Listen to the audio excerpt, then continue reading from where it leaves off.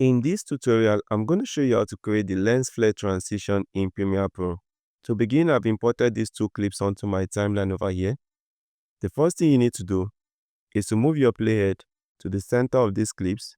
Next, come over to your project panel, right-click on this new item icon, and select Adjustment Layer to create a new adjustment layer, and hit OK. And drag your adjustment layer into your timeline. Right-click on the adjustment layer, and set the duration to 10 frames.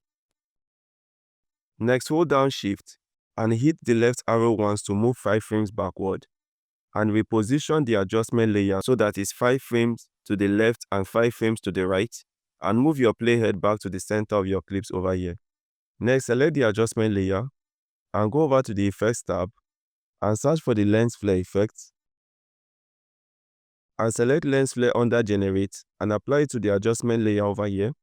Next, come over to the Effects Control tab and scroll down to Flare Brightness, and toggle on the stopwatch next to Flare Brightness, and increase the value for Flare Brightness to 200, and move your playhead to the start of your clip, and change the value for Flare Brightness to 0, and move your playhead to the end of your clip, and take the value for Flare Brightness once again to 0, and come over to the flare type over here and change it to 105 mm prime.